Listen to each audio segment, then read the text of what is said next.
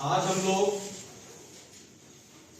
जो अपनी आज परीक्षा हुई है प्री बोर्ड की परीक्षा के बाद रिवीजन के लिए हम लोग रोज 1 घंटे का समय देंगे।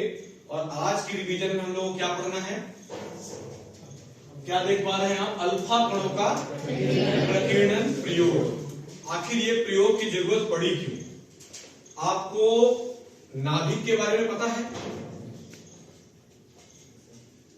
किसके अंदर होता है? परमाणु।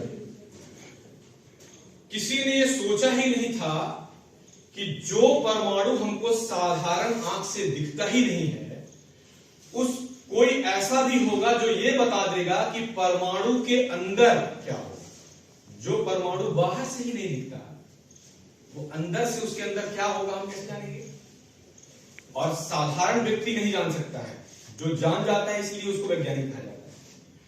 तो अल्फा कण प्रकीर्णन प्रयोग के आधार पर हम यही जान पाएंगे कि परमाणु के अंदर क्या होता है। जो हमको बाहर से ही नहीं दिखता, वो अंदर क्या होता है उसके बारे में हम जान पाएंगे। कैसे जानेंगे? जो हमारे वैज्ञानिक हैं, कौन?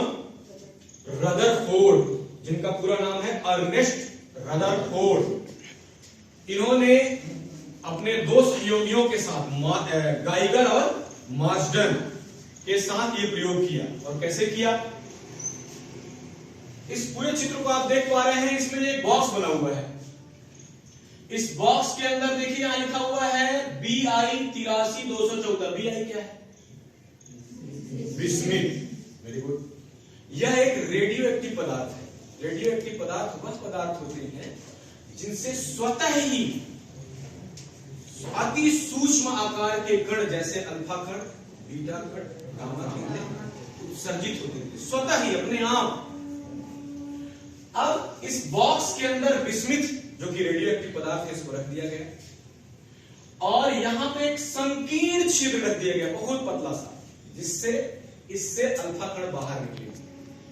छोटा छिद्र क्यों रखा गया? आपने कभी सटक देखा है? पाइप वाला घर में जो यूज होता है, सटक में पानी बाहर निकल रहा होता है, उसका आधा मुंह मूंद दीजिए तो पानी दूर जाने लगता है और तेज गति से जाने लगता है।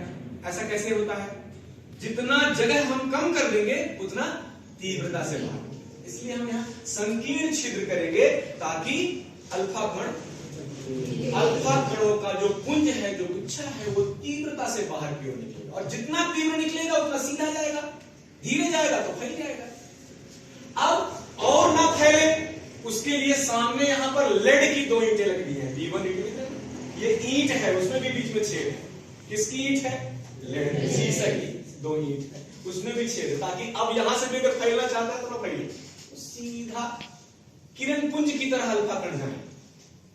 और सामने कौन दिख रहा है? तो दीवार दिख रही है ना, उसके बगल में G लिखा है ना, G फॉर गोल्ड। गोल्ड माने सोना बहुत महंगा हो गया, वही वाला सन। उस समय महंगा नहीं था। इस सन, कौन से सन की बात है? 1911, बहुत सस्ता रहा। तो सोने की ये जो दीवार दिख रही है ना, ये पन्नी है, जो आप पॉलीथीन की पन्नी यूज करते हैं, प्लास्टिक की, ऐसे ही सोने की पन्नी है। हमको करना क्या है इस प्रयोग से? परमाणु के अंदर क्या होता है, कैसा रहता है, कैसा दिखता है, उसके अंदर कौन कौन से घटक होते हैं, हम ये जानना है। और हम सोने की पन्नी लगा रहे हैं। ये सोना क्या है? केमिस्ट्री वाले से अगर पूछा जाए क्या बताएं? हाँ बोलो बेटा। धातु।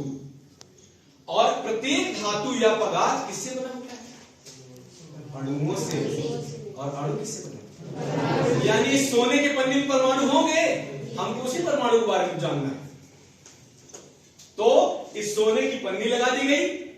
अब जब अल्फा कण जा रहे हैं तो हम जब उन्होंने प्रयोग किया तो उन्होंने एक आश्चर्यजनक बात देखी प्रयोग के दौरान। यहां पर सामने क्या किया उन्होंने? पर्दा लगा दिया, साधारण भाषा में पर्दा कहेंगे। और उसके उस पार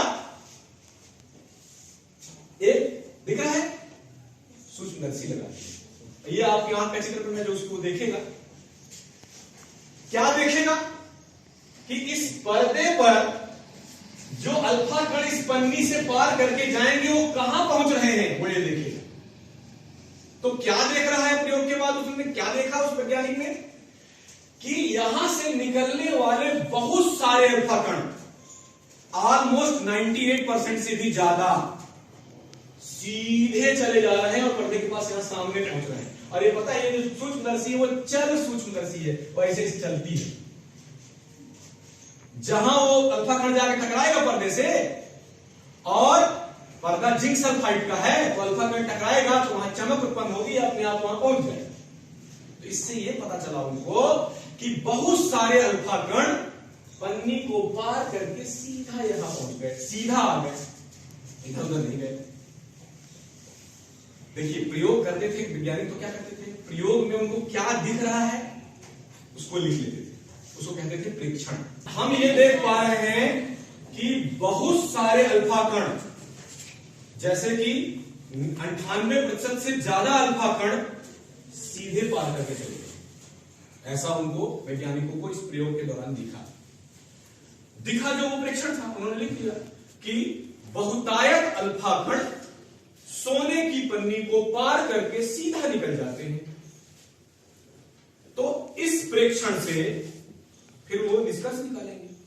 तो उन्होंने क्या निष्कर्ष निकाला, जैसे फॉर एग्जाम्पल यहां पर एक बच्चों का गुच्छा बना दें, हम ऐसे गोल घेरा करके गुच्छा बना दें, और मैं यहां से ऐसे निकलना चाहूं, निकल जाऊंगा।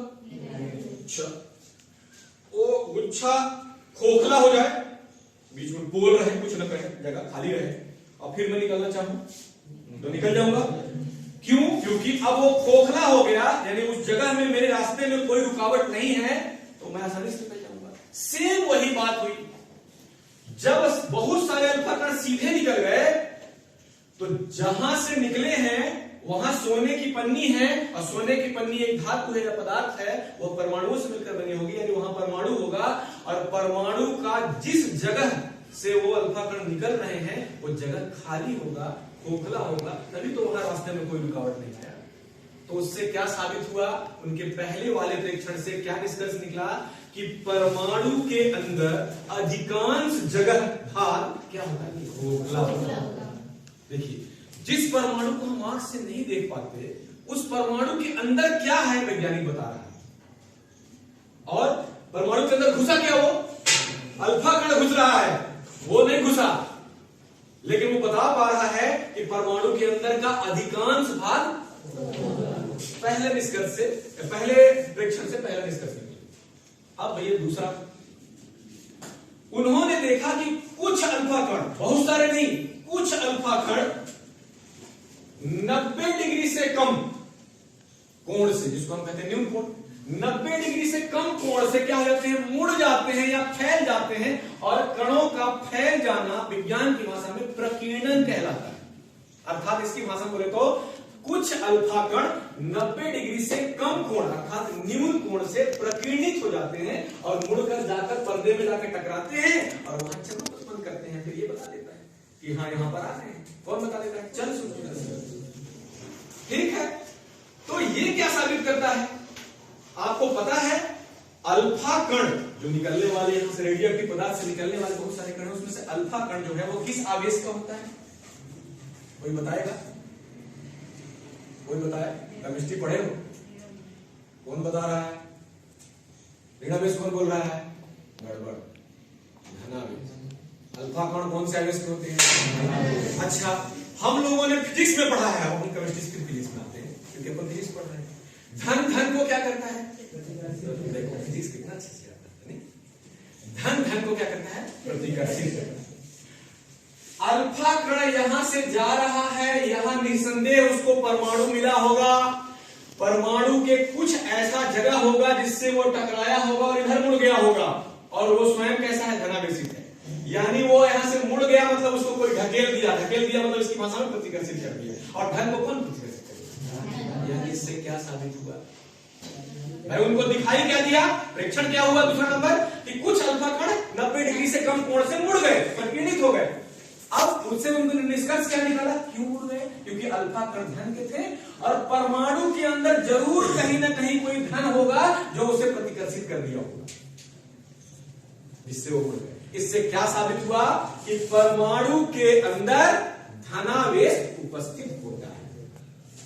पहला क्या साबित हुआ था कि परमाणु का अधिकांश भाग खोखला होता है।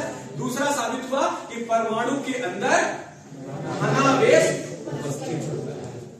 देख लीजिए, जो परमाणु आंख से दिखता नहीं, माइक्रोस्कोप से भी शायद बहुत मुश्किल से दिखेगा, उस परमाणु के अंदर क्या है सब जान रहे हैं इस प्रयोग से। अधिकांश भाग खोखला होता है, उसके अंदर धनावेश होते हैं, दो चीजें जान गए। तीसरा, अच्छा थोड़ी सी काहे मुड़ा, धनावेश उसको सीधे प्रतिकर्षित क्यों नहीं किया, साइड से टक्कर मारा, कट सा। जैसे किसी गाड़ी से साइड से टक्कर मारो, छुलकता रहेगा, और सीधे ठोक दो तो किनारे वाले भाग से छुआ होगा उस धनावेश से, इसलिए 90 डिग्री के कम कोण से प्रकीर्णित हो। लेकिन आगे बढ़ता है जब प्रयोग करते हुए, तो वह देखता है कि बहुत सारे जो अल्फा कण थे उसमें से कुछ भाग 90 डिग्री से ज्यादा, भाई ये भाग सीधा चला गया, ये भाग 90 डिग्री हो गया यहां से यहां तक, अब ये 90 से ज्यादा हो गया, ये देखिए यहां से यहां तक 90 और 90 से अधिक हो गया। 90 कोण से ज्यादा, 90 डिग्री के ज्यादा कोण से कुछ भाग क्या हो रहा है, प्रकीर्णित जा रहा, मतलब पीछे की ओर टकराकर लौट गया। अल्फा कण टकराकर लौट रहा है तो साबित हो गया था पहले ही कि अंदर धनावेश होगा। पिछले बार कम कोण से लौटा था क्योंकि वो साइड से टकराया होगा, यानी ये पक्का हो गया कि ये वाला जो 90 डिग्री से ज्यादा कोण से लौटा है वो जाके बीचों बीच टक्कर मारा होगा। कहां टक्कर मारा होगा, जहां धन से ही प्रतिकर्षित होता है ना, जहां बहुत सारे धन रहे होंगे, तब ना उसको ढकेल दिए, पीछे कर दिए, तो बहुत सारे धन रहे होंगे। इससे क्या साबित हुआ कि परमाणु के अंदर एक ऐसा भाग होगा, एक ऐसी जगह होगी जहां उसका पूरा धन, पूरा धनावेश एक ही जगह पर होगा, इकट्ठा होगा। तो तीसरी बात जो उनको दिखाई दी कि 90 डिग्री के ज्यादा कोण से कुछ अल्फा कण प्रकीर्णित हो जाते हैं, उससे उन्होंने क्या निष्कर्ष निकाला कि परमाणु के अंदर एक ऐसा स्थान है जहां परमाणु का समस्त द्रव्यमान और समस्त धनावेश इकट्ठा है। इसकी भाषा में बोले तो केंद्रित। और जहां मान लीजिए आप एक जगह इकट्ठा हो जाओ और मैं जाके आपसे टकराऊं, आप 20 लोग इकट्ठा हो जाओ, लिखी जगह पे गुच्छा बना लो, एकदम सट जाओ, और मैं आपसे टकराऊं तो आप टकराकर इधर वापस हो जाऊंगा, ये भी टकरा इधर वापस हो गया। इसका मतलब परमाणु के अंदर एक ऐसा बिंदु था जहां पर पूरा धनावेश, पूरा द्रव्यमान केंद्रित था, इकट्ठा था। उस भाग को हम क्या कहते हैं, कौन बताएगा? एक की चार वाली टॉफी, कौन बताएगा? परमाणु का वह भाग जहां समस्त धनावेश, समस्त द्रव्यमान केंद्रित रहता है, इकट्ठा रहता है, उसे क्या कहते हैं? वेरी गुड, इसको एक की चार वाली टॉफी ताली बजाओ उसके लिए। उस भाग को हम क्या कहते हैं? नाभिक कहते हैं। यानी तीन प्रयोग में तीन उसने प्रेक्षण देखा, तीन बातें दिखाई दी, उससे तीन निष्कर्ष निकला, और इससे यह साबित हो गया कि परमाणु का अधिकांश भाग खोखला होता है, परमाणु के अंदर धनावेश उपस्थित होता है, और परमाणु का समस्त धनावेश और समस्त द्रव्यमान किसी एक बिंदु पर केंद्रित होता है, जिसे हम तो हम अल्फा कण प्रकीर्णन प्रयोग की सहायता से यह जान चुके हैं कि परमाणु के अंदर क्या क्या होता है। अब जब उन्होंने प्रयोग कर लिया और जान गए, तब क्या करेंगे? तब रदरफोर्ड एक मॉडल प्रस्तुत करेंगे। जैसे हम पृथ्वी का मॉडल था ना, ग्लोब आपने ऐसे घूमता रहता है, वो पृथ्वी का मॉडल है। ऐसे फिर ये मॉडल प्रस्तुत करेंगे और बताएंगे अपने प्रयोग के आधार पर कि मैंने अपने प्रयोग में ये पाया और परमाणु के अंदर ऐसा ऐसा होता है। ठीक है, सबको समझ में आ गया? अल्फा कण प्रकीर्णन प्रयोग का क्या उद्देश्य था?